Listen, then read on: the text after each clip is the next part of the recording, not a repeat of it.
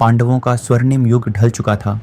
महाभारत के भीषण युद्ध को 36 वर्ष बीत चुके थे, परंतु विजय का सुख कभी उनके हिस्से में नहीं आया। कुरुक्षेत्र में धर्म की स्थापना हुई थी, लेकिन उसकी कीमत इतनी भारी थी कि विजेताओं के हृदय में शांति के स्थान पर केवल खालीपन बचा था। भगवान श्री कृष्ण का देह त्याग और यादव वंश का विनाश उस अंतिम तिनके की तरह था जिसने पांडवों के संसार को चकनाचूर कर दिया। युधिष्ठिर अब भी धर्मराज के नाम से जाने जाते थे, लेकिन उनके भीतर एक अजीब सी थकान घर कर चुकी थी। हस्तिनापुर की राजगद्दी पर बैठकर उन्होंने वर्षों तक राज्य किया, लेकिन अब वह हर क्षण उन्हें किसी अज्ञात शून्यता की ओर धकेल रहा था। अंततः एक दिन उन्होंने अपने भाइयों और द्रौपदी को बुलाया। उनकी आवाज़ में दृढ़ संकल्प था, लेकिन आंखों में गहरी वेदना। समय आ गया है, युधिष्ठिर बोले। अब इस नश्वर संसार को त्यागने का, उन मोहों को छोड़ने का जिन्होंने हमें जकड़ रखा है। अब हमें केवल धर्म का अनुसरण करना है, अंतिम सत्य की ओर बढ़ना है। कोई प्रश्न नहीं पूछा गया, कोई विरोध नहीं हुआ। सभी के हृदय में एक ही भावना थी, मुक्ति की खोज। भीम, जो युद्ध भूमि में अजेय योद्धा थे, अब चुपचाप अपने विचारों में खोए खड़े रहे। अर्जुन, जिनका गांडीव युद्ध में गरजा था, अब अपने ही अस्तित्व पर प्रश्न उठा रहे थे। नकुल और सहदेव, जो हमेशा एक दूसरे का साथ निभाते थे, एक ठंडी स्वीकृति में सिर झुकाए खड़े थे। और द्रौपदी, उनकी आंखों में कोई आंसू नहीं था, केवल एक शांत सहमति थी, जैसे उन्होंने हमेशा से जाना हो कि यह दिन आएगा। युधिष्ठिर ने सिंहासन परीक्षित को सौंप दिया और हस्तिनापुर को हमेशा के लिए त्याग दिया। लोगों ने रोते हुए उन्हें रोकने का प्रयास किया, लेकिन यह पांडवों की अंतिम यात्रा थी। जैसे ही उन्होंने हस्तिनापुर छोड़ा, एक कुत्ता उनके पीछे पीछे चल पड़ा। अंधकार से उभरता हुआ उसकी उपस्थिति रहस्यमयी थी, जैसे वह स्वयं नियति का संदेशवाहक हो। कोई नहीं जानता था कि वह कौन था, लेकिन उसकी आंखों में एक असामान्य चमक थी, मानो वह सब कुछ जानता हो।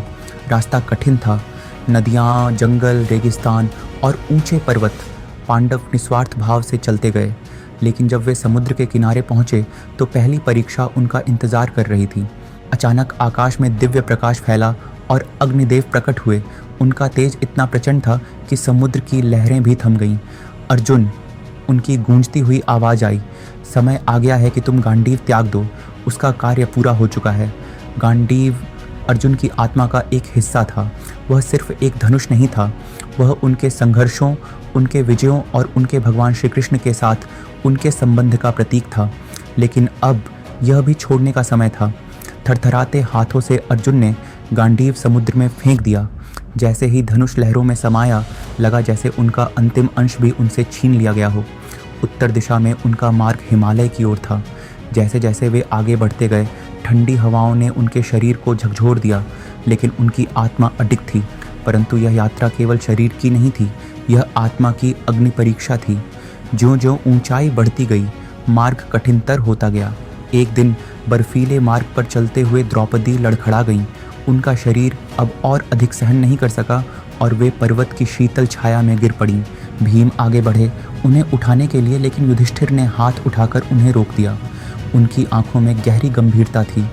द्रौपदी गिर गई। भीम ने व्यथित स्वर में कहा, हम उसे छोड़कर कैसे जा सकते हैं। युधिष्ठिर का स्वर शांत था, परंतु उसमें एक गूंजती हुई दृढ़ता थी। उसने अपने जीवन में अर्जुन को अन्य भाइयों से अधिक स्नेह दिया। मोह ही उसका पतन बना। यह उसकी परीक्षा थी और वह असफल रही। हमें आगे बढ़ना होगा। भीम और अर्जुन ने एक दूसरे को देखा, परंतु धर्मराज का निर्णय अंतिम था। उन्होंने आंखें मूंद लीं और आगे बढ़ गए, जबकि द्रौपदी का निष्प्राण शरीर हिमालय की श्वेत चादर में लुप्त होता गया। मार्ग और कठिन होता गया। कुछ दिनों बाद सहदेव गिर पड़े।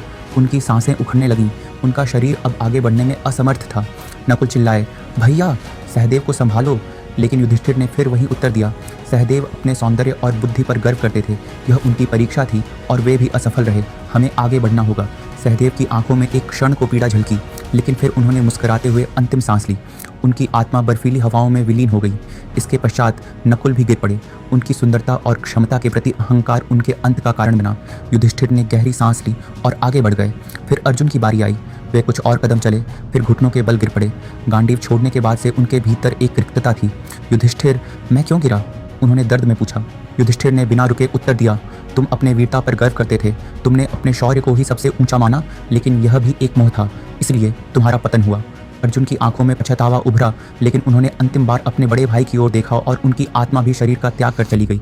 अब केवल भीम और युधिष्ठिर बचे थे। भीम जो सबसे अधिक बलशाली थे, जो अपने पराक्रम पर गर्व करते थे, जो पांडवों के सबसे अधिक उत्साही योद्धा थे, वे चलते रहे, लेकिन अंततः उनका भी शरीर जवाब देने लगा, भैया मैं गिर रहा हूँ। पर क्यों? मैं तो हमेशा धर्म के साथ खड़ा रहा। भीम की आवाज़ कांप रही थी। युधिष्ठिर रुके, उनकी आंखों में गहरी शांति थी। भीम, तुम्हारा पतन इसलिए हुआ क्योंकि तुमने अपने बल पर गर्व किया। तुमने हमेशा अपनी शक्ति को ही अपनी पहचान माना। यह तुम्हारी परीक्षा थी और तुम असफल रहे। भीम ने एक पल के लिए आंखें बंद कीं। उन्होंने सब कुछ समझ लिया था। उन्होंने अंतिम बार हिमालय के श्वेत आकाश की ओर देखा और उनकी आत्मा भी मुक्ति पथ पर चली गई। अब केवल युधिष्ठिर बचे थे। उनके साथ उनका मूक साथी, वह कुत्ता, अब भी उनके साथ था।